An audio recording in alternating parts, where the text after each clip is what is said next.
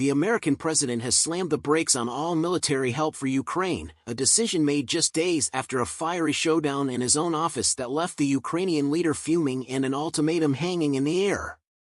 The atmosphere in that room was thick with tension, as if every ticking second shouted a warning: change was coming, and nothing would be the same. What could possibly have led to such a drastic move? He had planned to sit down with his closest advisors on Monday, a meeting that promised to reshape the fate of aid for Ukraine while countries in Europe whispered about ramping up their own support. In a setting buzzing with hushed urgency and low murmurs, the president was ready to re-examine everything, even as the world outside debated the next steps. Can anyone imagine the weight of such decisions in a single morning? A high-ranking official from the inner circle revealed that the main aim now is to secure a peace deal, one that might finally end a bitter, 3-year conflict sparked by a full-scale invasion. The message was clear: the Ukrainian leader must show true commitment if peace is to be built. Picture a bridge under construction, every stone placed with care yet threatened by uncertainty. How will the next stone be set? This trusted source went on to say that the U.S. has now hit pause on all its support, stepping back to check if its aid really helps solve the mess. Speaking off the record, the official confessed that every delivery and decision is under a careful review. Meanwhile, a major news website has reached out to both the president's team and the Defense Department for their side of the story, leaving everyone wondering what the next chapter holds. An aide named Pete was tasked with putting this halt into action. Every piece of military equipment that isn't already in Ukraine is now stuck in limbo, with future shipments hanging by a fragile thread. This sudden stop has thrown the future of support into deep uncertainty, as if a vital lifeline had been yanked away in the middle of a storm. What will be left when the tide finally recedes? The chaotic end to the meeting at the White House, where the Ukrainian leader was abruptly asked to leave, has made many question the very future of aid for Ukraine. The meeting, which had drawn in top figures from both sides including a senior vice official, ended in a burst of anger and confusion, leaving behind echoes of missed chances and harsh words. Could this be the turning point that no one saw coming? In the aftermath, the president didn't hesitate to tout his record.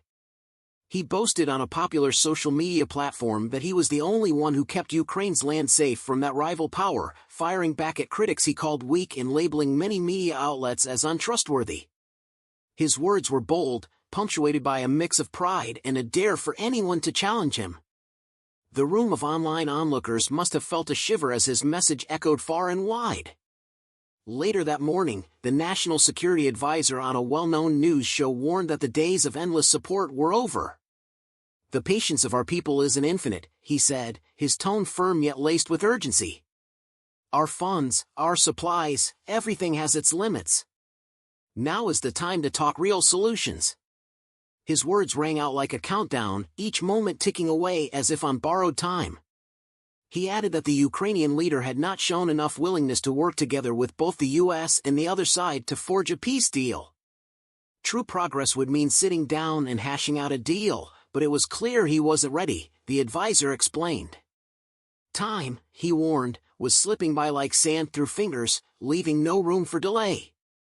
It was all the more baffling that the Ukrainian leader let his frustration boil over during the meeting. When a top vice official stressed the need for the president to engage in talks with the other side, the Ukrainian leader snapped, asking, "What kind of talk are we really having here?" His voice, filled with hurt and disbelief, listed every broken promise that had been made before. In response, the official insisted that he was talking about a kind of discussion that could stop the destruction, a chance to rebuild what was lost. But soon, accusations flew that the Ukrainian leader had shown disrespect by arguing against a peace deal in front of the cameras. The tension grew so thick that, right then, the president ordered him to leave, scrapping plans for a friendly lunch, a mineral deal signing, and even a press event meant to celebrate new beginnings. Could this rift ever be healed? Taking to social media once more, the president declared that the Ukrainian leader could only return when he was truly ready to embrace peace. His words left a lingering chill in the air, a promise of future reckonings if respect was not restored. Shortly after this dramatic fallout, the Ukrainian leader rushed off to London. There, in an emergency visit, he met with a British leader and other European figures who rallied around Ukraine. We're ready to back you up with everything we have, troops on the ground, planes in the sky, the British leader said, emphasizing that while Europe must shoulder much of the burden, strong backing from the US remains essential. The stage is set, and the next act promises even more twists. What will happen next in this high-stakes drama?